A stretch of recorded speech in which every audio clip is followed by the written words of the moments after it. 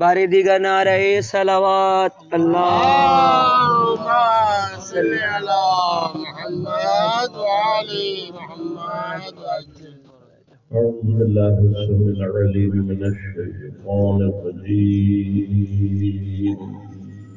بسم الله الرحمن الرحيم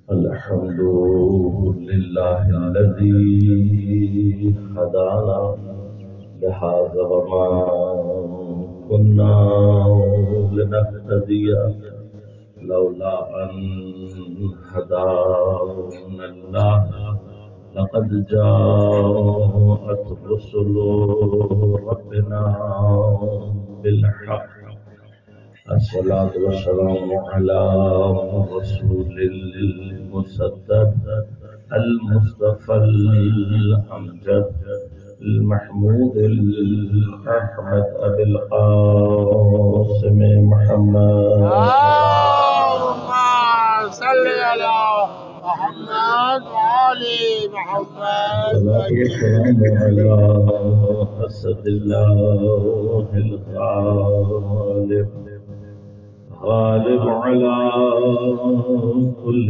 غالب علي بن أبي طالب والصلاة والسلام على سيدة المعصومة المظلومة الطاهرة البتول بضعة الرسول فاطمة الزهراء السيدة نساء العالمين والصلاة والسلام على الحسن المجتبى والحسين المظلوم وأهل بيته الطيبين الطاهرين المعصومين المظلومين المنتجبين المنتخبين لا سيما بقية الله في الأرضين روحي وأرواح العالمين لتراب مقدمه الفداء ولعنة الله على أعدائهم أجمعين أما بعد قال الله تعالى في كتابه الكريم بسم الله الرحمن الرحيم قل إن كنتم تحبون الله فاتبعوني يحببكم الله ويغفر لكم ذنوبكم والله غفور رحيم السلام عليكم اللهم صل على محمد وعلى محمد وعجل فرجهم مومنین کرام سامعین محترم عزیزان کرام قدر حب الہی اور کربلا کے عنوان سے ہماری گفتگو کا سلسلہ جاری ہے اور میں نے موضوع پر گفتگو کے لیے سورہ مبارک آل عمران کی 31 نمبر آیت کو آپ کی خدمت میں سرنامہ کلام کے طور پر تلاوت کیا۔ پروردگار ارشاد فرما رہا ہے اے حبیب آپ ان سے کہہ دیں اگر تم اللہ سے محبت کرنے والے ہو فاتبعونی میری اتباع کرو۔ جو میری اتباع کرو گے تو کیا ہوگا؟ یحببکم اللہ، اللہ بھی تم سے محبت کرے گا۔ آثار جو اللہ کی محبت کے ہم پر ظاہر ہوں گے وہ کیا ہے؟ وَيَغْفِرْ لَكُمْ ذُنُوبَكُمْ وَاللَّهُ غَفُورٌ رَحِيمٌ، اور اللہ بہت معاف کرنے والا اور نہایت رحم کرنے والا ہے۔ ہم نے زیادہ جو گفتگو کا محور قرار دیا وہ انسان کی محبت اللہ سے، لیکن ابھی تک ہم نے گفتگو میں اس کو زیادہ بحث نہیں کیا کہ اللہ کی محبت اپنے بندوں سے کیا ہے۔ سبحان اللہ سبحان اللہ۔ اپنی جگہ چونکہ ایک مفصل گفتگو ہے اور اس گفتگو کا جو اصل تعلق ہے وہ توحید کے مباحث سے ہے۔ میں صرف اشارہ کر رہا ہوں کیونکہ اگر موقع ملا تو گفتگو کروں گا۔ کہ ہماری جو نسبت ہے اللہ تبارک و تعالی سے، خالق اور مخلوق، رب اور مربوب کے علاوہ عقلی اور فلسفی اعتبار سے علت اور معلول، کاز اینڈ افیکٹ، کائنات میں جو کچھ بھی ہے اس کی جو الٹیمیٹ کاز ہے، اس کی جو علت تامہ ہے، وہ پروردگار ہے۔ اور یہ یاد رکھیے گا، اس کو بحث علماء نے کی ہے کہ علت اور معلول کے درمیان جو رشتہ ہوتا ہے اس سے زیادہ قوی محبت کا کوئی اور رشتہ نہیں ہوتا۔ سبحان اللہ سبحان اللہ سبحان اللہ۔ اب اس میں معلول یعنی جو ایفیکٹ ہے وہ اگر کہیں کسی گمراہی کا شکار ہو بھی جائے، کاز کبھی بھی ایفیکٹ سے گمراہ نہیں ہوتی، کیونکہ اس نے اس کو وجود بخشا ہوتا ہے۔ لہذا اللہ کی ہم سے محبت کسی بھی مرحلے میں ختم نہیں ہو سکتی۔ اللہ کی محبت کا ختم ہونے کا معنی ہمارے وجود کا فنا ہونا۔ لہذا جو قرآن میں بحث ہے اللہ یحب یا لا یحب، انشاءاللہ اس کو آپ کی خدمت میں اگر موقع ملا تو عرض کروں گا۔ کل میں نے آپ کی خدمت میں عرض کیا کیونکہ انسان اصل جو مسئلہ ہے وہ ہمارے ساتھ ہے، اللہ کے ساتھ نہیں۔ اللہ کی محبت ہماری تمام تر عصیان اور گناہوں کے باوجود باقی رہتی ہے، اور اللہ کے عذاب کی کیفیت میں یہ یاد رکھے گا، جو وہ عذاب ہم انسانوں سے کرے گا وہ عذاب بھی اس کی رحمت اور محبت کا ہی ایک جلوہ ہے۔ اب وہ کیا بحث ہے وہ انشاءاللہ اپنی جگہ موجود، میں خود کبھی موقع ملے گا تو عرض کروں گا۔ لیکن خود جب پروردگار جو علت تامہ ہے اس کی محبت کے اعتبار سے جو مرحلہ ہے وہ یہ ہے کہ عذاب سے زیادہ سخت مرحلہ یہ ہو سکتا ہے کہ اتنی محبت کرنے والا ہم پر نظر رحمت نہ ڈالے۔ لہذا امیر المومنین علیہ الصلوۃ والسلام اللہم صلی علی محمد وعلی محمد وعجل فرجہم۔ امام فرماتے ہیں اصبر علی عذابک، پروردگار میں تیرے عذاب پر تو صبر کر سکتا ہوں، فکیف اصبر علی فراقک، لیکن تیرے فراق تیری جدائی کے اوپر صبر کیسے کرے؟ لہذا انسان اگر اس کیفیت کو درک کرے انشاءاللہ رہا تو عرض کروں گا آپ کی خدمت میں۔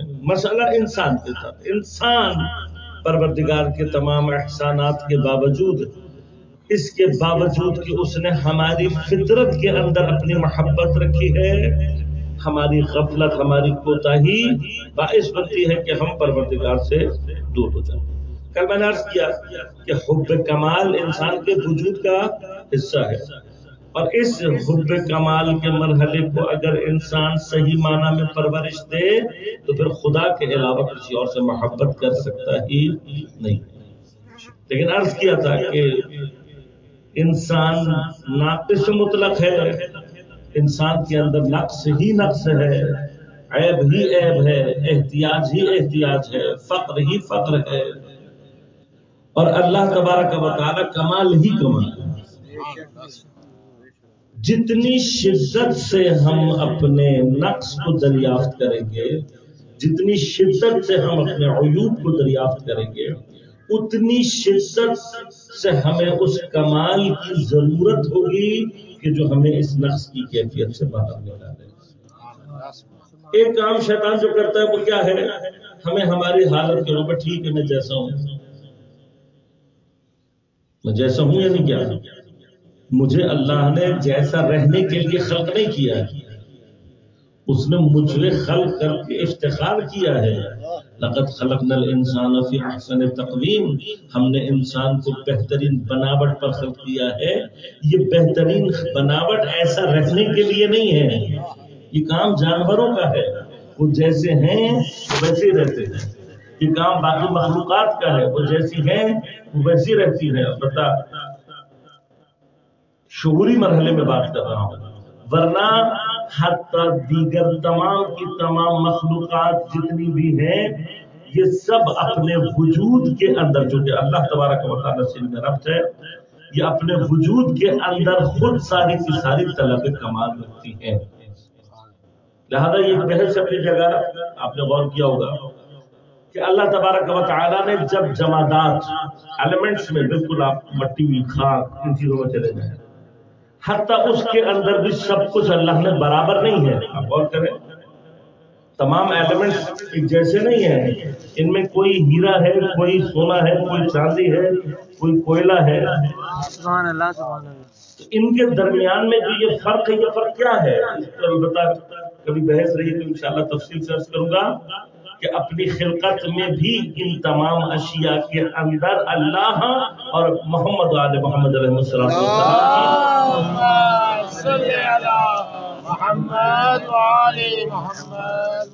ان کی ولایت کا اقرار اپنے وجودی مرحلے میں موجود ہے. لہذا ہمارے پاس روایات بھی موجود ہیں اور اس بات سے بھی ثابت کیا جا سکتا ہے کہ ہر شے نے اپنے وجودی مرحلے میں جہاں پر ان کی ولایت کا سب سے پہلے اقرار کیا ہے وہ صاحب فضیلت ہو. اور جس کسی نے دیر، تھوڑی سی دیر، یعنی درجے کے اعتبار سے انکار کا امکان ہی نہیں ہے. باقی یہ تو انسان ہے کہ جس کو اللہ نے ارادہ اور اختیار کیا اور وہ یہ جرأت کرتا ہے، ورنہ باقی جتنے بھی مخلوقات ہیں ان کے ہاں ولایت اہل بیت علیہ السلام کی اور اللہ کی ولایت کی انکار کی کوئی گنجائش نہیں ہے. وہاں پر انکار کا مطلب ہی فنا ہو جاتا. لہذا اب جو ڈفرنس ہے، کوئی شریف تر ہے، اس کی جو بحث ہے وہ یہی ہے کہ فرمایا، حتیٰ فرمایا کہ پانی جو میٹھا ہے اس لیے ہے کہ اس نے ولایت علی کا اقرار پہلے کیا. تو جہاں جہاں پانی کھارا ہے، فرمایا وہ جگہ ہے کہ جس نے ولایت علی کے اقرار میں ذرا سی بھی دیر کی ہے. اب اسی مرحلے سے ہر شے کے اندر ایک کیفیت ترقی موجود ہے. اور اس پوری کائنات میں، حیوانات میں آ جائے، پودوں میں چلے جائیں، بعض پودے شریف ہیں، ان کی کیفیات ہیں، ان کے آثار ہیں، بعض اس کے مقابلے پر خبیث ہیں، آپ اس کو کھائیں گے نقصان ہو جائے گا آپ کو. اسی کے مقابلے پر حیوانات ہیں، بعض کو اللہ تعالیٰ نے شرف عطا کیا ہے، بعض شرف سے محروم ہیں. لیکن اس کے باوجود تمام مخلوقات جتنی بھی ہیں یہ ساری کی ساری اپنے اس کمال اولیہ کی طرف حرکت کر رہی ہیں. اور یاد رکھیے گا، زمین پر انسان کا عنوان خلافت اللہ اس لیے ہے کہ انسان مومن باعث بنتا ہے اپنے وجود کے اثر سے اپنے اطراف کی تمام مخلوقات کو ترقی دے کر خدا کی طرف لے کر جاتا ہے.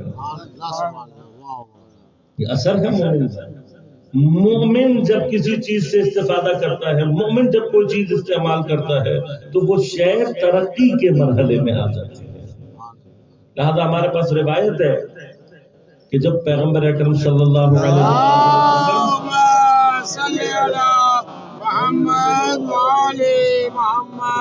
حضرت جب ایک مرتبہ اپنے اصحاب کے درمیان بیٹھے ہوئے قیامت کے کیفیات کے اوپر بات کر رہے تھے اور آپ نے قیامت کے دن کی اتنے طولانی ہونے کی کیفیت کو بیان کیا کہ جیسے خود قرآن ارشاد فرماتا ہے کہ کان مقدارہ 50,000 سنہ، اور قیامت کا ایک دن 50,000 سالوں کے برابر ہوگا. اب اصحاب میں سے باہر کچھ ایسے بھی تھے کہ قیامت کی ہولناکیوں کے باوجود ان کو یہ خیال آیا کہ اتنا لمبا دن ہوگا تو کھائیں گے کیا. بہرحال افراد ہوتے ہیں، آپ جانتے ہیں. ان کو وہاں پر بھی یہ خیال تھا کہ کھانے کو کیا ملے گا. تو پیغمبر نے فرمایا ان کو کہ قیامت میں تم مٹی کھاؤ گے. انہوں نے تعجب کیا، کہا رسول اللہ مٹی کھائیں گے؟ آپ نے فرمایا کہ اس وقت جو عرب میں مدینہ میں جو بہترین نان ہو سکتا تھا، بہترین جو روٹی ہو سکتی تھی، کہا کہ قیامت کی مٹی اس نان سے زیادہ مزیدار ہوگی. اس کی وجہ کیا ہے؟ فرمایا کہ وہ ترقی یافتہ کیفیت کے اندر موجود ہوگی. اب یہ الگ بحث ہے، میں چھیڑنا نہیں چاہتا، کیونکہ مسئلہ یہ کہ جس عنوان کو انگلی رکھو اپنی جگہ ایک موضوع ہے، ایک جگہ بحث ہے. خود ہم جو روٹی اور آپ کھاتے ہیں وہ آتی کہاں سے؟ یہی مٹی ہے. کہ جو پودے کا وجود اس کو تبدیل کرتا ہے وہ گندم کی شکل اختیار کر لیتی ہے. اگر اسی پروسیس کو آپ ریورس کریں گے تو دوبارہ مٹی ہے، تو فرق نہیں ہے کوئی اس میں. لیکن باہر وہاں پر اپنی جگہ. بس انسان مومن کا وجود جب مومن زمین پر چلتا ہے زمین اس کا شکریہ ادا کرتی ہے. اسی طرح سے بالعکس ہے، انسان فاسق، انسان کافر جب کسی چیز کو استعمال کرتا ہے وہ چیز اس کے اوپر لعنت کرتی ہے، اس لیے کہ وہ باعث بنتا ہے کہ وہ چیز اپنے درجے سے پست ہو کر، یعنی فرض کریں کہ کوئی وہ روٹی کھا رہا ہے، اب یہ روٹی اپنے وجود میں مومن ہے، خدا کی اطاعت کرنے والی ہے، ولو کرہن ہی کیوں نہ ہو، لیکن جب اس کو منافق کھاتا ہے یا کافر کھاتا ہے اور وہ کافر کے وجود کا حصہ بن جاتی ہے تو اپنے اس درجے سے پست ہو جاتی ہے، لہذا وہ اس پر لعنت کرتی ہے کہ تو نے مجھے میرے درجے سے گرایا. بس انسان بنیادی طور پر جو اس کی حیثیت ہے وہ کیا ہے؟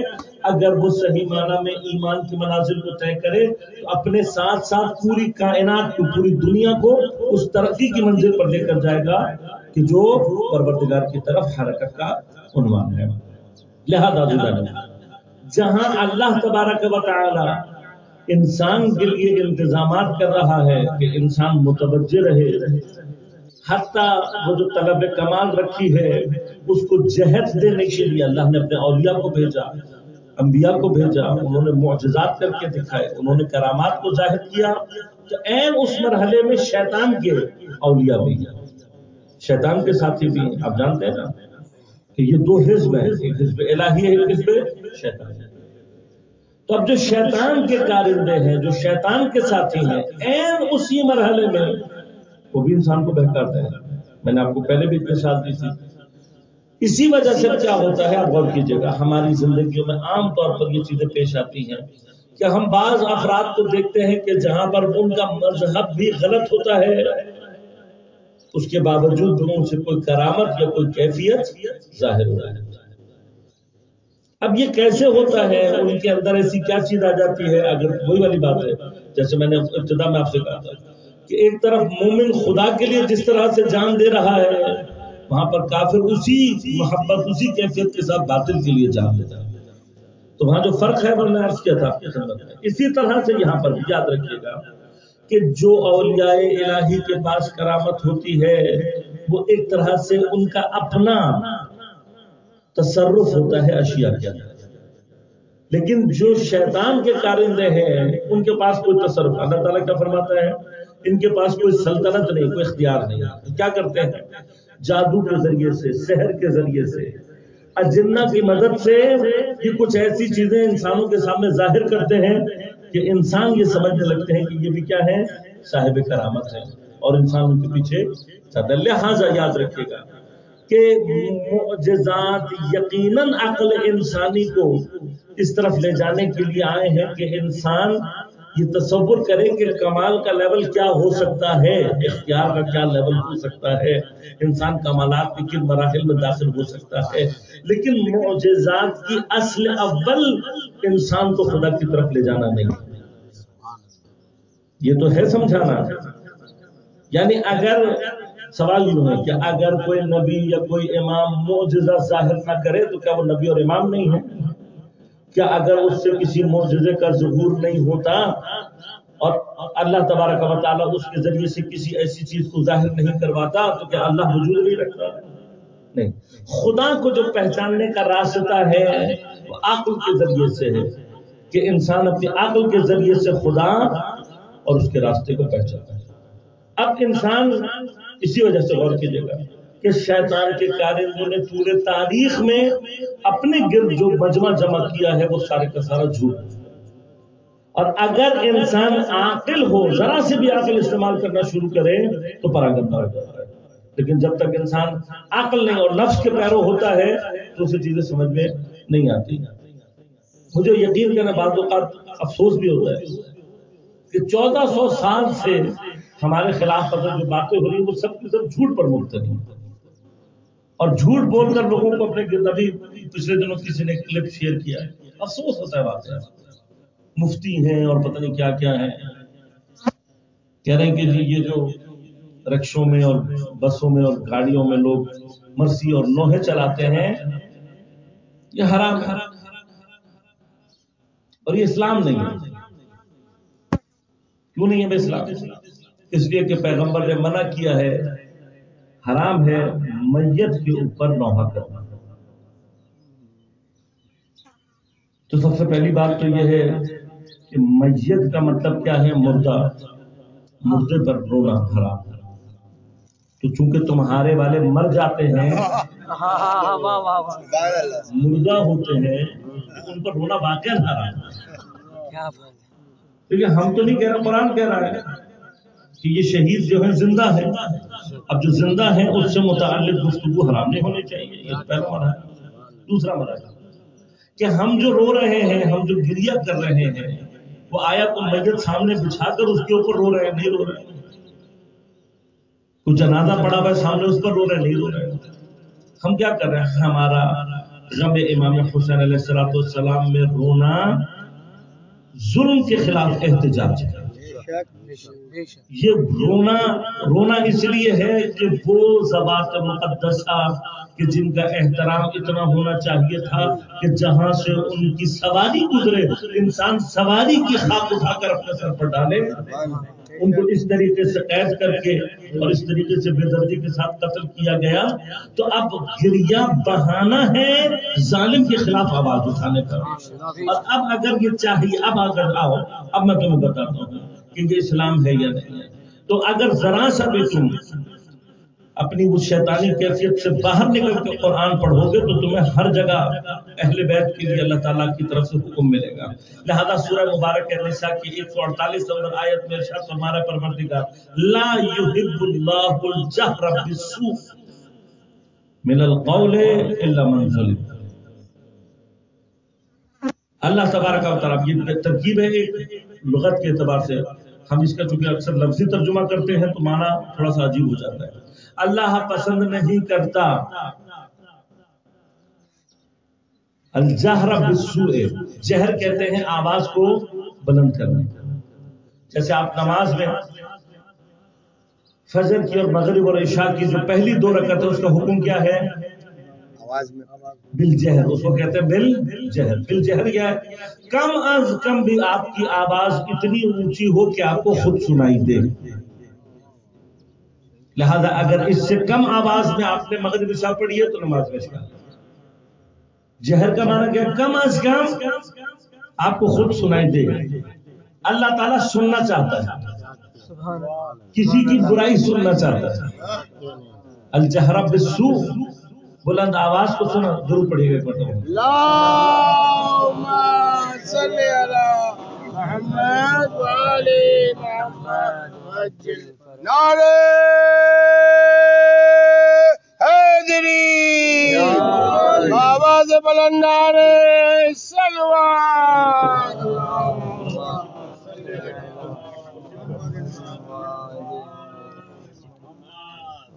بھارتی کا نعرہ صلوات۔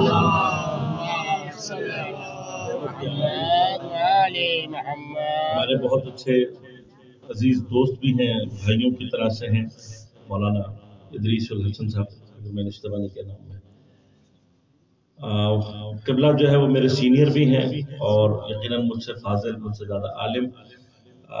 متاسفانہ بیمار ہو گئے تھے، قبلہ نے 2-3 جگہ پیشرا پڑھنا تھا، لیکن یہی کورونا اور اس کی وبا میں تو ان کی صحت و سلامتی کے لیے ایک مرتبہ بلند آواز سے اللهم صل على محمد وآل محمد وعجل فرجهم۔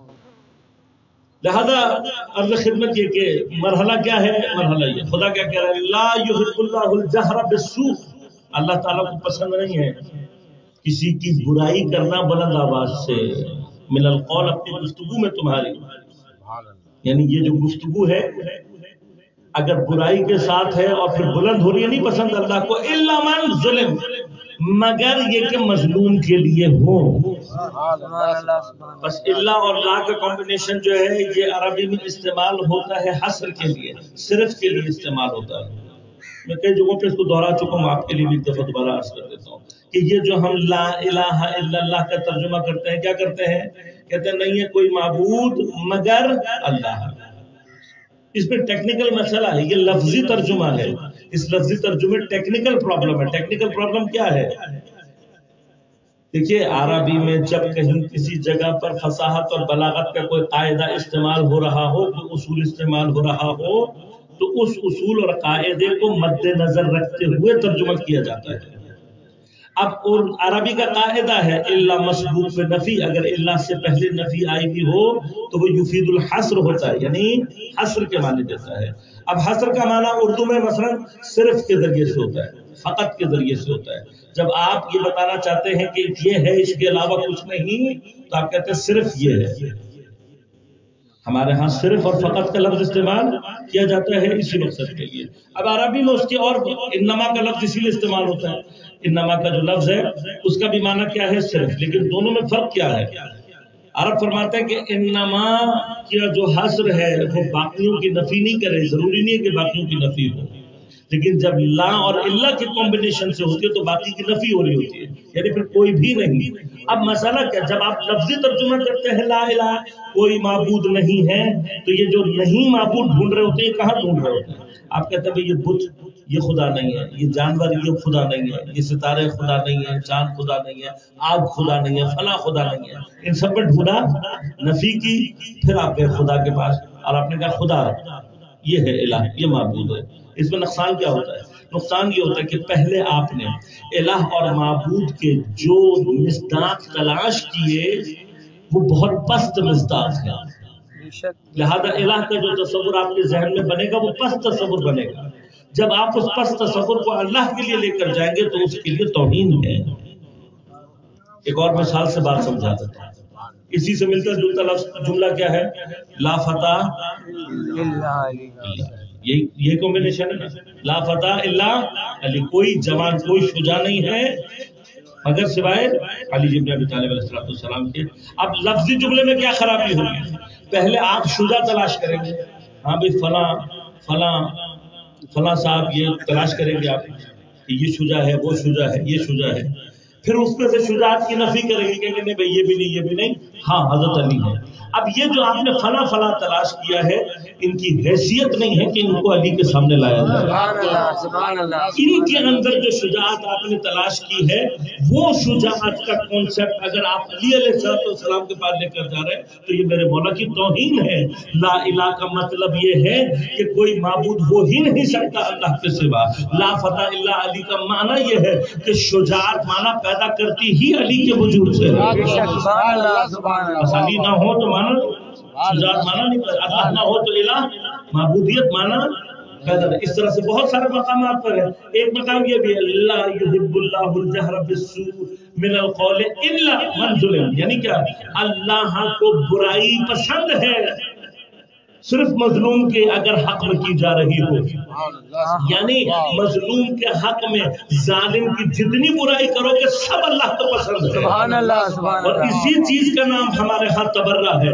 بس تبرہ واجب ہے اس آیت کے ضمن میں، اور پھر وہ تبرہ کہ جو چھپا کے نہیں علنی کیا جائے اللہ کو پسند ہے. لیکن تبرہ میں اور توہین میں فرق رکھنا چاہیے.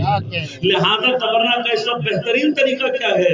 یہ نوحہ اور مرثیہ ہے. یہ جہاں کہیں پڑھے جائیں گے امام حسین اور ان کے اصحاب اور اہل بیت پر ظالم جو ظلم کرنے والے ہیں وہ بے نقاب ہوتے رہے. اب بنو امیہ کے دسترخوان کی نچوڑی ہوئی ہڈیاں چوسنے والے کیا دین کیا ہے؟ جھوٹی حدیثوں کے فیکٹری سے اسلام لینے والوں تم بتاؤ کہ اسلام کیا ہے؟ کیا 14 سال سے تم نے سوائے بیٹھ کے جھوٹ بولنے کو کیا کیا ہے؟ عرض کر رہا ہوں اسی جھوٹ سے انہوں نے اپنی پوری عمارت. آج کل یہ جو FIR کی داستان چل رہی ہے نا، اس کے پیچھے مسئلہ کیا ہے؟ خوف اس بات کا ہے کہ اگر یہ سب کچھ جتنی تیزی سے ہو رہا ہے یہ ہوتا رہا تو کچھ عرصے میں سارے جھوٹ فاش ہو جائیں گے، سب کی اسٹوریاں کھل جائیں گی. تو وہ ایک مرد کو کیا کہتے ہیں آخری کسیانی بلی جب کھمبا نوچتی ہے اردو میں تو وہ جاتی ہے FIR کٹا. لیکن یہ مرحلہ وہاں سے گزر چکا ہے انشاءاللہ. چاہا تو ان کا جھوٹ ویسے بھی آشکار ہو کرے گا. مطلب درود پڑھی محمد وعلی محمد. لہذا اللہ کے نظام کے مقابلے پر ہمیشہ شیطان کا نظام. انسان نے جو فیصلہ کرنا ہے وہ عقل کی بنا پر. میں نے عرض کیا ہمیشہ انسان اس دوراہے پر رہے گا اس لیے کہ شیطان کا کام ہے. اگر وہاں معجزات اور کرامت ہے تو یہاں پر سحر ہے، جادو ہے، شعبدہ ہے. اور اب موجودہ دور میں باقاعدہ علم کو استعمال کیا جا رہا ہے خدا اور دین کی مخالفت کے لیے. لہذا آج کے دور کی جو کنفیوژن ہے وہ اور زیادہ شدید ہے.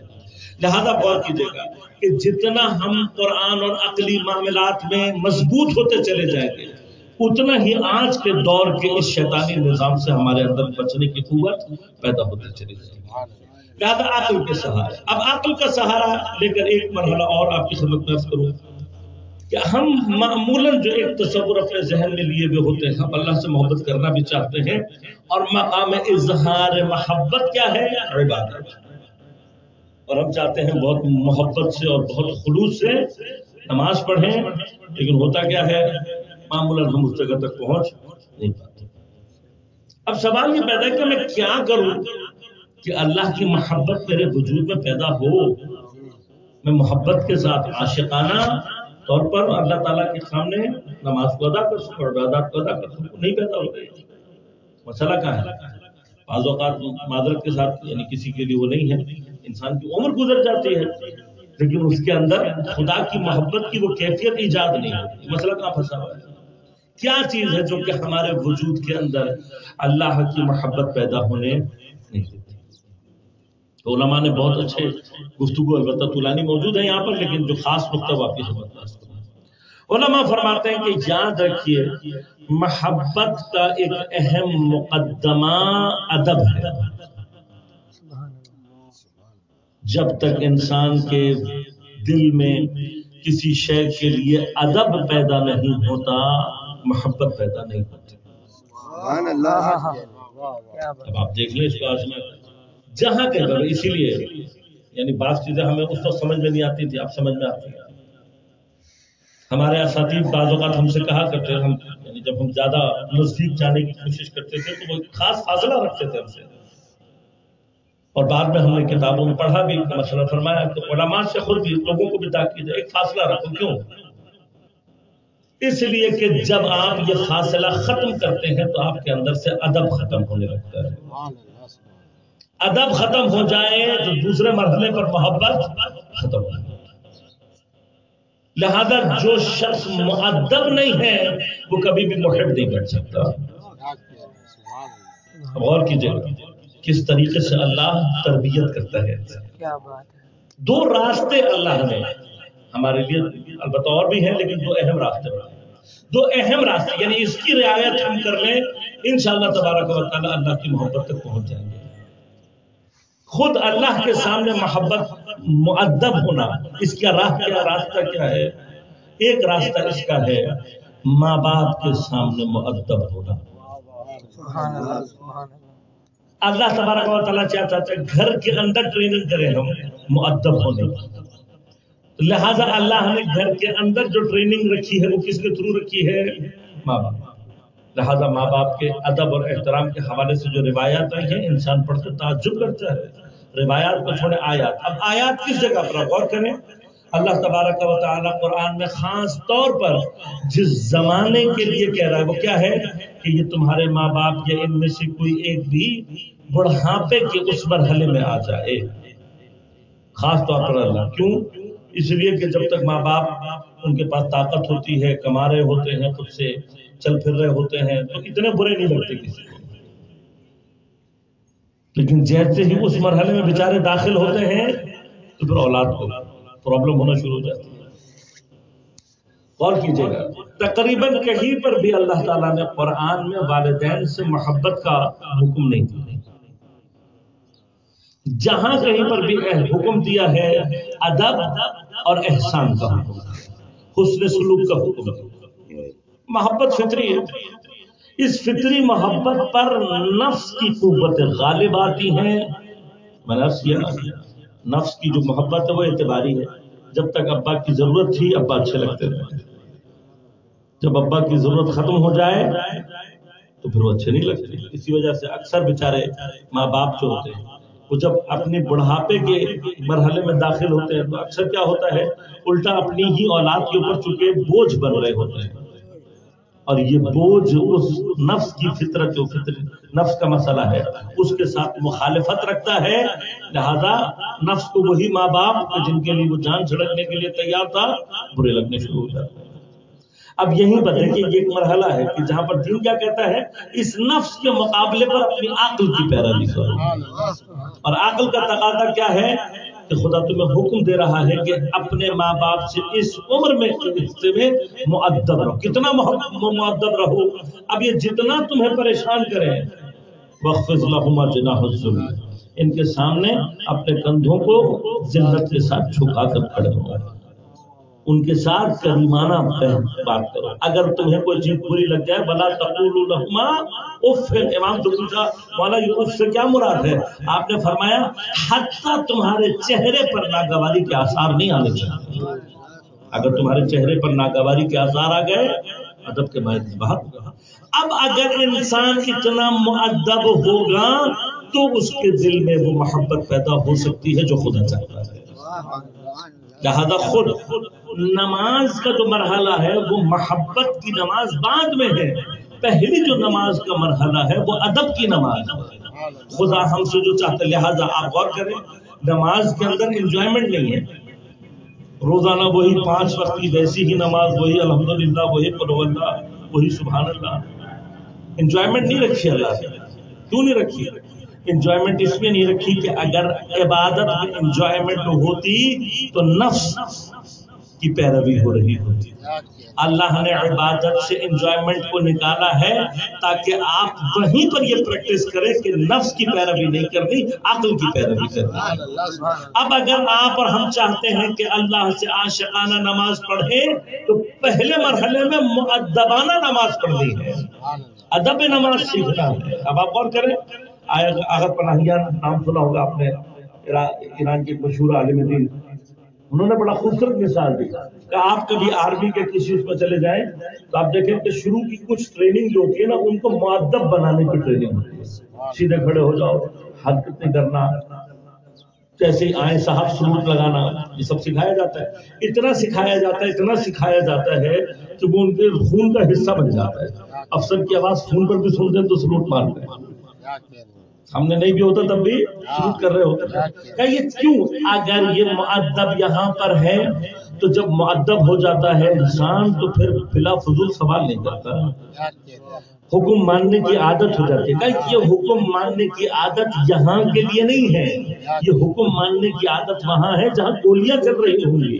اگر مؤدب یہاں بنے گا تو وہاں پر بھی مؤدب ہوگا. جس طرح سے فوج میں ایک مرحلہ ٹریننگ کا ہوتا ہے جہاں ادب سکھایا جاتا ہے, کا نماز کا پہلا مرحلہ اسی طرح سے ادب سیکھنے کا ہے. لہذا جتنے بھی آداب وضو اور نماز ہیں جب تک ان کی رعایت نہیں کرو گے ادب پیدا نہیں ہوگا.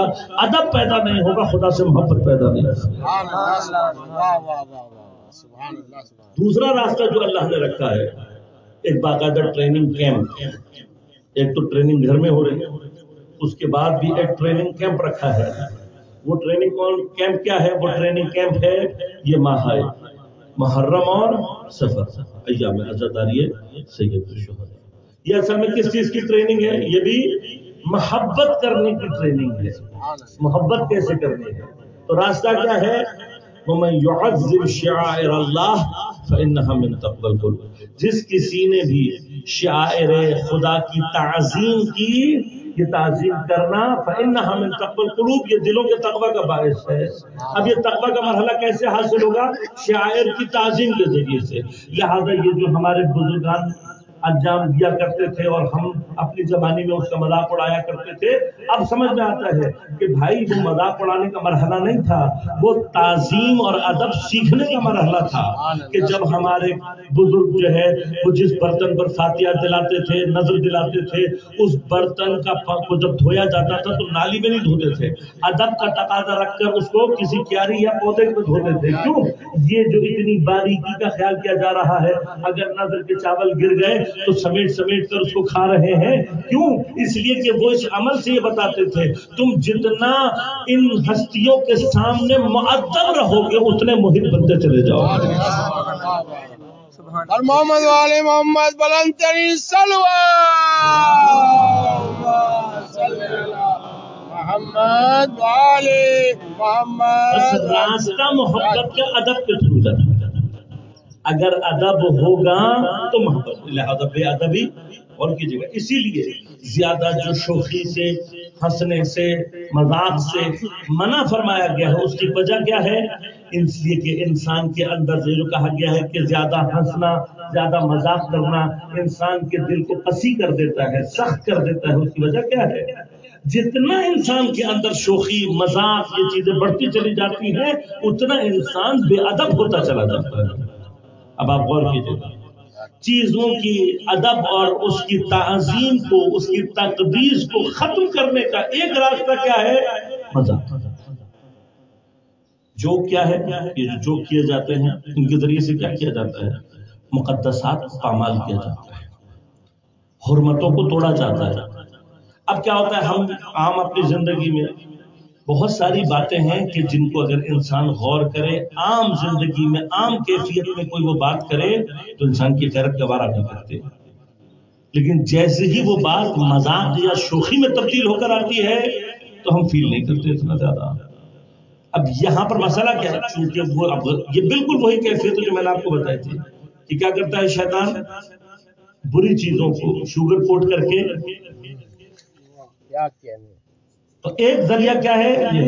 اب آپ ہر گالی کو، کسی کے ساتھ بے حیائی کو، فحاشی کو، ہزار طرح کے مقدسات کی توہین کو، یہ سب کا سب کس میں لپیٹ کے دے دیں جو کا. اور میں زیادہ تفصیل میں نہیں جانا چاہتا کیونکہ وقت ختم ہو گیا، لیکن مثال دے دیں. جب یہ ہماری عید بقر عید آتی ہے، عید قربان، عید الاضحیٰ جب آتی ہے تو آپ نے دیکھا ہوگا سب سے زیادہ مذاق قربانی کے بنتے ہیں.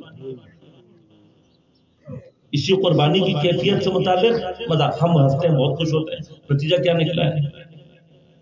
وہ جو قربانی سے اللہ ہم سے چاہتا ہے وہ ختم ہو. اب قربانی کرو، بکرا سیدھا فریزر کر، کل انجوائمنٹ رہ گئی ہے. کہیں پوری عید کے دوران میں کہیں پر رہا ہے کچھ؟ وہ جو قربانی کا کانسیپٹ ہے، اللہ چاہتا ہے کہ تم اس قربانی کے ذریعے سے کوئی قربانی یاد کرو، وہ قربانی بھی یاد کرو، اس کا جو فدیہ اللہ نے ذبح عظیم قرار دیا اس کو یاد کرو.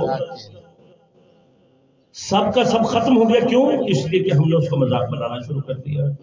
اب میرے پاس ایسی مثالیں بہت ساری ہیں. لہذا عزیزان، تیسری چیز جو تقدسات کو ختم کرتی ہے وہ کثرت ہے. ہمیں اس چیز کو توجہ رکھنے کی ضرورت ہے. عزاداری زیادہ ہونی چاہیے، اس میں شک نہیں، لیکن زیادہ کس طریقے سے ہونی چاہیے یہ مہم ہے. ہم نے یہ تجربے بھی کیے ہوں گے. ایک علم آپ برآمد کریں کسی جگہ تو آپ اس کی حلاوت بھی دیکھیں گے، آپ اس کا تقدس بھی دیکھیں گے، آپ اس کی تعظیم بھی دیکھیں گے. اب آپ نے کیا کیا؟ ایک علم کی جگہ آپ نے 100 علم نکال دیا. عوام بھی بیچاری تقدس میں ایک علم چومتی ہے، دوسری چومتی ہے، 10ویں 15ویں کے بعد پھر وہ آہستہ آہستہ دور دور سے 60-70 علم کے بعد دیکھنے چھوڑ گئے. یہ کیا کیا؟ ایک بیجا کثرت کے ذریعے سے اس علم کا جو تقدس ہے اسے ختم کیا. عزاداری حتماً زیادہ ہونی چاہیے، لیکن زیادہ ہونے کی کیفیت کیسے زیادہ ہونی چاہیے ہمیں سمجھ میں آنا چاہیے. لہذا شیطان انہی تمام طریقوں سے کام کیا کرتا ہے. شیطان کا ہدف کیا ہے؟ اس وقت شیطان کا ہدف ہے کہ انسان کو بے ادب بنائے. اور آپ اگر غور کریں گے تو آپ دیکھیں گے سب جتنے بھی ٹی وی چینلز ہیں ان کا اہم ترین ہدف انسان کو بے ادب بنانا ہے. اہم ترین ہدف اس وقت کیا ہے؟ بے ادب. لہذا آپ جتنا ٹی وی دیکھیں گے اتنا بے ادب ہوتا ہے. اولاد ہماری اتنی ہی بے ادب ہوتی چلی جائے گی. آپ کو اندازہ نہیں، میں جب خود صاحب اولاد ہوا اور بچہ میرا بڑا ہونے لگا تو میں نے، ہمارے دوست انہوں نے بچوں کی سائیکالوجی پر بہت کام کیا. میں نے ان سے پوچھا، میں نے کہا قبلہ کوئی نصیحت؟ تو انہوں نے جو باتیں کہی ان میں سے ایک بات تھی، مجھ سے کہنے لگے اپنے بچوں کو ٹام اینڈ جیری مت دکھائیے گا. تو مجھے تعجب ہوا، ایک کارٹون میں منع کر رہا تھا، میں نے سے پوچھا کہ اگر اپنے بچے کو بدتمیز بنانا چاہتے تو دکھا دیں، بے ادب بنانا چاہتے تو دکھا دیں، وہ پوری سائیکالوجی ہے۔ اب میرے اور آپ کے حساب سے کارٹون ہے، میں اور آپ ہنسیں گے اس کو دیکھ کر، لیکن بنانے والا کیا کر رہا ہے؟ ہماری نسلوں کو بے ادب بنا رہا ہے۔ یہ شیطان کا کام ہے، بے ادب کر دو لوگوں کو، جب آپ بے ادب کر دیں گے نتیجہ کیا نکلے گا؟ کبھی بھی ان کے قلب محبت الہی کے لیے آمادہ نہیں۔ لہذا ادب، کربلا اسی ادب کے اظہار اور اس کی معراج کا نام ہے۔ سبحان اللہ سبحان اللہ۔ اب دیکھیے ادب کا تقاضا ہے، چراغ بجھا ہوا ہے لیکن جو مؤدب ہیں وہ اٹھ کر جانتے ہیں۔ ادب کا تقاضا ہے کہ جب ان کو یہ احساس ہوا، کسی طرح سے پتہ لگا کہ جناب زینب کے دل میں کوئی بات ایسی موجود ہے، ایک ایک فرد نے کھڑے ہو کر امام سے کہا کہ مولا 1000 مرتبہ ہمیں مار دیا جائے، مار کر جلا دیا جائے، جلا کر خاک کو اڑا دیا جائے، لیکن خدا پھر زندگی دے تو آپ پر ہی قربان کریں گے۔ ادب ہے، کربلا نام ہی ادب کا ہے، لہذا عزاداری ادب سے جدا نہیں ہونی چاہیے۔ تمام تر ادب، خیال رکھیں جتنا ادب کا خیال رہے گا اتنا حسین کا عشق شدید ہوتا چلا جائے گا۔ کربلا کا ادب ہے کہ ہمارے کربلا میں نوجوان تک مؤدب نظر آتے ہیں، اور ان نوجوانوں میں اہم ترین ذکر اور نام حضرت امام حسن مصطفیٰ کے بیٹے جناب قاسم ہے۔ پوری کربلا میں بظاہر ایک خاموش کردار ہے، ظاہر کب ہوتا ہے؟ شب عاشور، جب امام اپنے اصحاب کے نام اور اس کا ذکر کر رہے ہیں کہ کل کون کون شہید ہوگا، تو پہلی مرتبہ جناب قاسم کیا ہوتا ہے؟ چچا میرا نام ہے۔ ادب دیکھیں آپ کہ امام پوچھ رہے کہ قاسم تم موت کو کیسا پاتے ہو؟ کہ مولا آپ کی رکعت میں ہو تو شہد سے زیادہ شیریں ہے۔ کس قدر مؤدب ہے میرا مولا۔ اور جب عاشور کا دن آیا ہے تو آرزو ہے جناب قاسم کے ساتھ، لہذا بار بار تاریخ لکھتے کسی نے امام حسین سے اتنی مرتبہ اذن طلب نہیں کیا جتنی مرتبہ جناب قاسم نے طلب کی، لیکن امام اجازت نہیں دے رہے۔ وجہ کیا ہے؟ کئی وجوہات ہیں، ان میں سے ایک وجہ یہ ہے کہ آپ نوجوان ہیں، ایک وجہ یہ ہے کہ جناب ام فربا کا آخری سہارا ہے، ایک وجہ یہ بھی ہے کہ چونکہ جناب قاسم 3 سال کی عمر میں یتیم ہو گئے تھے، تو امام حسین نے اپنے بھائی امام حسن مصطفیٰ علیہ السلام کی اولاد کو اپنی اولاد سے زیادہ پیار کرتا تھا۔ علی اکبر سے بھی محبت ہے، لیکن قاسم امام حسن کا بیٹا ہے، اور پھر جناب قاسم چونکہ امام حسن سے مشابہ بہت شبیہ تھے آپ امام حسن مصطفیٰ کے، لہذا وہ جو بھائی سے محبت کی کیفیت ہے وہ حضرت قاسم سے اور زیادہ شدید تھی اس وجہ سے۔ لہذا جب جناب قاسم آتے امام کسی نہ کسی بہانے ٹال دیتے۔ ایک وقت وہ آیا جب جناب قاسم پشت خیمہ گھٹنوں پہ سر رکھ کر رو رہے ہیں اور بازو پر بندے تعویذ کی طرف متوجہ ہوئے، تعویذ کو کھولا، تعویذ کہتی ہے روتے ہوئے قاسم کے چہرے پر مسکراہٹ آ گئی۔ دوڑتے ہوئے آ کر امام کی خدمت میں وہ تعویذ پیش کیا، امام نے بھائی کی عبارت کو پہچانا، حضرت کی آنکھوں سے آنسو جاری، جاؤ قاسم جا کر اپنی ماں سے اجازت دے۔ میرا سلام ہو جناب، یقین کریں یہ خواتین کربلا کی نہیں سمجھ میں آتی، ہماری عقل سے ماورا ہے۔ اکیلے بیٹے کو ویسے ہی رنگ کی اجازت دینا آسان کام نہیں، اور پھر وہ بیٹا قاسم جیسا حسین ہو، کتنا حسین۔ دشمن کی فوج نقل کر رہی ہے، دشمن کی فوج کیا کہہ رہی ہے کہا جب ہم نے دیکھا کہ امام حسین کے لشکر سے اور خیمہ گاہ سے ایک 13 یا 14 برس کا لڑکا نوجوان آیا ہے تو سب پریشان تھے. تو کسی نے آواز لگا کر پوچھا بچے تم کون ہو؟ تو کہا جیسے ہی اس نے اپنے چہرے سے نقاب اتاری ایسا لگ رہا تھا جیسے چاند کا ٹکڑا زمین پر. اتنا حسین قاسم اور حسین پر قربان کرنے پر میرے بی بی نے 1 منٹ بھی کوئی تاریخ نہیں لکھتی کہ جناب قاسم کو وقت لگا ہو ماں سے رخصت. خدا جانے جناب فربا کا عرفان کہاں ہے. اب جناب قاسم کو تیار کرنا ہے. کوئی ذرا جناب قاسم کے بدن پر پوری نہیں آتی, کوئی خود سر پہ پورا نہیں آتا. لہذا واحد شہزادہ ہے جو زیورات جنگی کے بغیر گیا ہے. لیکن جانے سے پہلے امام نے کیا کیا؟ امام حسن مصطفیٰ کا امامہ منگایا, کپڑے کے 2 حصے کیے. ایک حصے کو کفن کے انداز سے جناب قاسم کے گلے میں ڈالا, دوسرے کا امامہ بنا کے حضرت کے سر پر رکھا. جناب قاسم کے لیے رکابوں کو کاٹ کر اونچا کیا گیا ہے. لیکن تاریخ کہتی ہے جس جناب ام فروا نے رخصت کر دیا, حسین رخصت نہیں کر سکے. تاریخ کہتی ہے جناب قاسم کو گلے سے لگا کر حسین اتنا روئے ہیں کہ امام حسین پر خشی جاری ہو گئی. قاسم جدا نہیں ہو رہا تھا, قاسم جدا نہیں کر رہے. لہذا جب جناب قاسم سوار ہو کر چلے ہیں, کسی کی سواری کے پیچھے حسین اتنی دور تک نہیں گئے جتنا جناب قاسم. راوی کہتے ہیں جب واپس آئے ہیں نا تو امام کسی جگہ بیٹھے مسلسل ٹہلتے جا رہے ہیں, مسلسل مقتل کی طرف نگاہ کرتے ہیں. کب میرا بیٹا مجھے آواز, کب میرا قاسم مجھے آواز دے گا. جناب قاسم نے ارزق شامی اور اس کے بیٹوں کو جب واصل جہنم کیا تو شبل کی چیخ نکل گئی. کہ اسے بچہ مت سمجھنا, ایک بہت بڑا لشکر کا ایک بڑا حصہ منگا کر جناب قاسم کے اوپر حملہ کروا دیا گیا.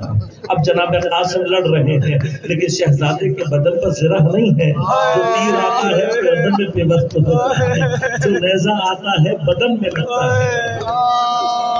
زخمی ہوتے گئے میرا مولا, اور ایک وقت وہ آیا کہ جب ملعون نے کسی نے گرز مارا, میرا مولا روکنا چاہتا تھا لیکن گرز آ کر سر پر لگا. جب سر پر خود نہیں تھا تو گرز نے پیشانی 2 پارا کیا. بس پیشانی کا 2 پارا ہو رہا تھا. ایک مرتبہ جب چکرا کر زمین پر گر رہے ہیں تو مقاتل نے لکھا ہے ہر شہید نے گرتے ہوئے امام کو سلام کیا ہے. السلام یا ابا عبداللہ.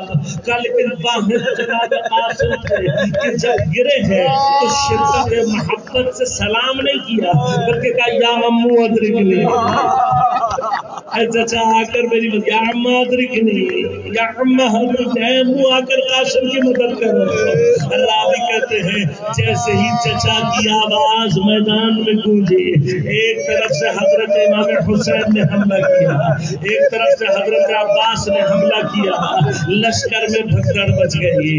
پر راوی کہتے ہیں جہاں بھگدڑ بچی وہیں پر زمین پر جناب قاسم موجود. آیت اللہ جعفر شفتری لکھتے ہیں کسی نے ایک سے زیادہ مرتبہ امام حسین کو آواز نہیں دی لیکن جناب قاسم نے کئی مرتبہ امام کو پکارا. کہا جب جناب قاسم کے بدن پر گھوڑے کا چھم لگتا کہتے یا اماں ادرکنی, یا اماں ادرکنی, اے چچا مدد کو پہنچو, اے چچا مدد کو پہنچو.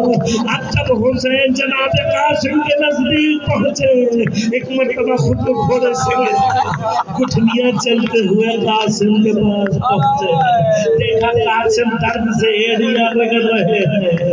ایک مرتبہ رخسار کو رکا, حسین روتے ہوئے کہہ رہے ہیں میرے بیٹے حسین کو معاف کر دے, حسین کو تجھ تک پہنچنے میں بہت دیر.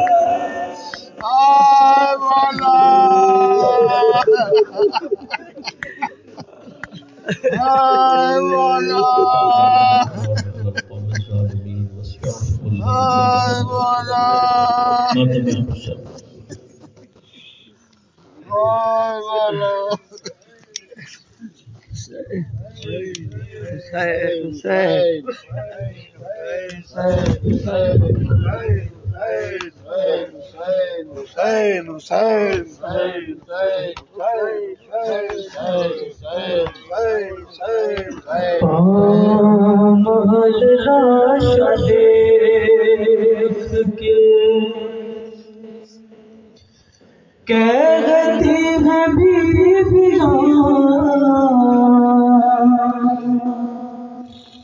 پال لاش دیکھ کے، کہتی ہیں بیویاں کہ زہرا کی طرح ٹوٹی ہے پسندیاں، پال لاش دیکھ کے کہتی ہیں بیویاں پال لاش دیکھ کے، اور پال جی جو ہوا ہے اسے سنا، پال جی جو ہوا ہے اسے سنا، رو کر لوگوں یہ کہتے ہیں خود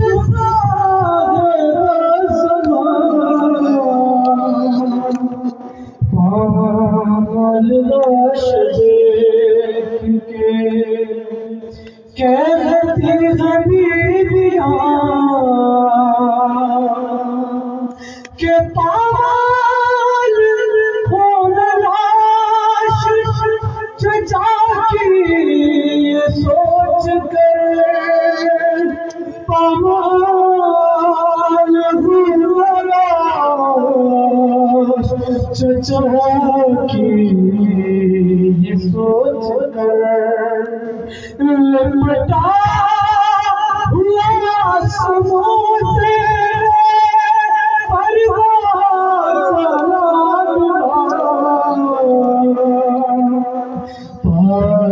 پال لاش دیکھ کے کہتی ہیں بیویاں پال لاش دیکھ کے، ہے قاسم ہے قاسم، ہے قاسم ہے قاسم، ہے قاسم ہے قاسم، ہے قاسم ہے قاسم، رکھتی ہوئی رہتی ہے ٹکڑے ختم ہے قاسم ہے قاسم، ہے قاسم ہے قاسم، رکھتی ہوئی رہتی ہے ٹکڑے ختم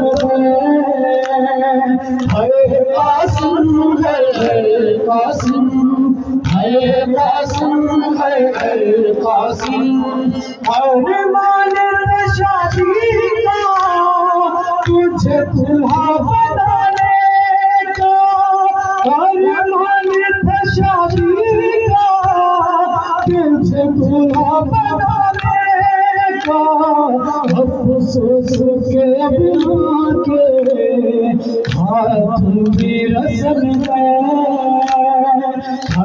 قاسم ہے قاسم، ہے قاسم ہے قاسم، ہے قاسم ہے قاسم، رکھتی ہوئی رہتی ہے ٹکڑے بدن ہے قاسم ہے قاسم ہے قاسم ہے قاسم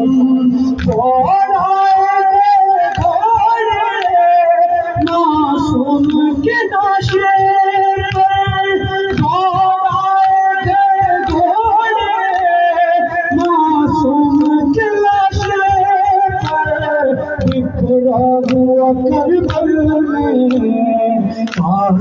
تیرا تن ہے قاسم ہے قاسم ہے قاسم ہے قاسم پتی ہوئی پیتے ہے ٹکڑے بدن ہے قاسم ہے قاسم ہے قاسم ہے قاسم بیٹا آواز مجھے دے دو بیٹا آواز مجھے دے دو ٹکڑوں میں جمع کرتا ٹکڑوں میں جمع کرتا ہے شاعر زمن ہے قاسم ہے قاسم ہے قاسم ہے قاسم پتی ہوئی پیتے ہے ٹکڑے بدن ہے قاسم ہے قاسم ہے قاسم ہے قاسم قربان حسن تیری کام گئی زمین کے قربان حسن تیری کام گئی زمین کے اہل نبی کے صدقے یہ دین جو روشن ہے قاسم ہے قاسم ہے قاسم ہے قاسم پتی ہوئی رہتی ہے بڑے بدن ہے قاسم ہے قاسم ہے قاسم ہے قاسم ایمان آنے والے ہیں ایمان آنے والے ہیں طویل ہو گئی بہت عبادتیں تو کیا ہوا ہے نصرتوں کی راہ میں یہ زحمتیں تو کیا ہوا یہ سمجھا بھی مشکل ہے مصیبتیں تو کیا ہوا ذرا دل ہوئے ہوئے شہادت تو کیا ہوا نہ مشکلوں کا کر گرا نہ مشکلوں کا کر گرا ایمان آنے والے ہیں ایمان آنے والے ہیں بابا جی بابا سب ساتھ پڑھے ایمان آنے والے ہیں ایمان آنے والے ہیں ایمان آنے والے ہیں ایمان آنے والے ہیں یہ دولتوں کی آرزو یہ شہرتوں کا سلسلہ یہ رز اور غنا کی کتنی محفلیں میں جا ہمارا شادی بیاہوں میں کیا ہوتا ہے ہم محمد والے محمد کے چاہنے والے ہیں اور اس گیدرنگ بھی ہمارے یہاں دیکھنے کو ملتی ہے اور گانے بھی بجے ہوئے ہوتے ہیں یہ دولتوں کی آرزو یہ شہرتوں کا سلسلہ یہ رقص اور غنا کی کتنی محفلیں میں جا ہوا نے کھلا تھا در ہر گناہ کا میں پھنستے پھنستے دردوں میں صرف اس لیے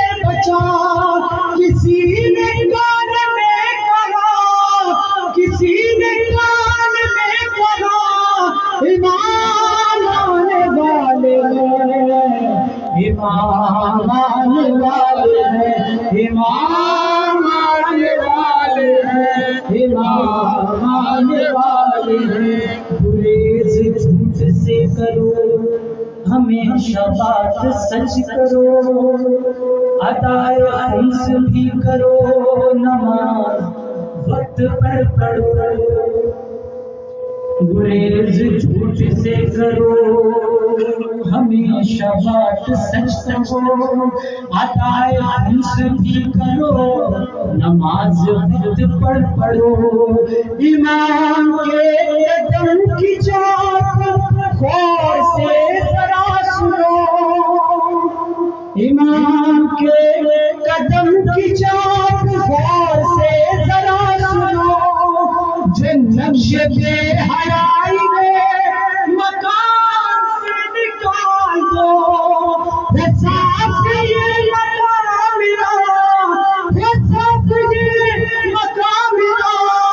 امام آنے والے ہیں، امام آنے والے ہیں، امام آنے والے ہیں، امام آنے والے ہیں۔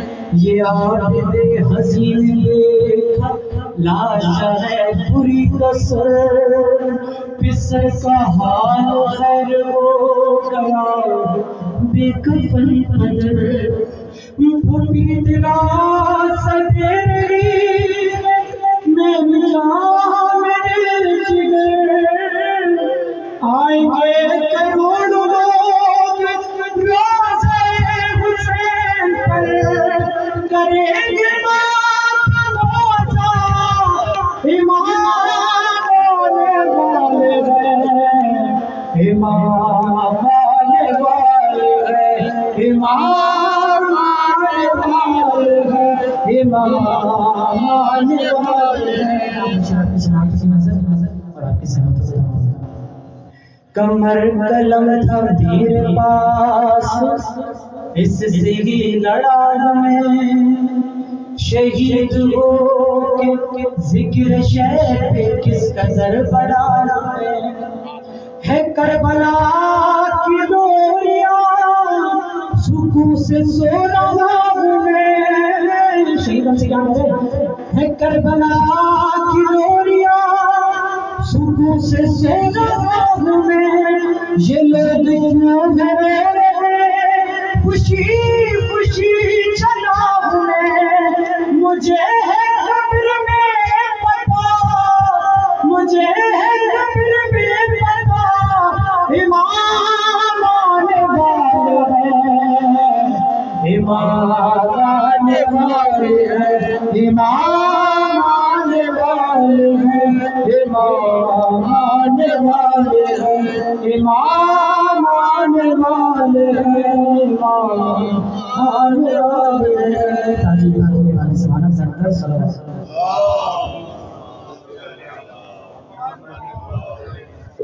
السلام علیکم یا رسول اللہ،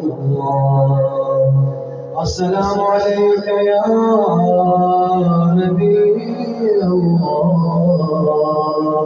السلام علیکم یا حبیب اللہ، السلام علیکم یا عباد اللہ، السلام علیکم یا رسول اللہ، السلام علیکم یا ابن امیر المؤمنین وابن سید المرسلین، السلام علیکم یا ابن فاطمة الزہراء سیدۃ النساء العالمین، السلام علیکم ورحمۃ اللہ وبرکاتہ،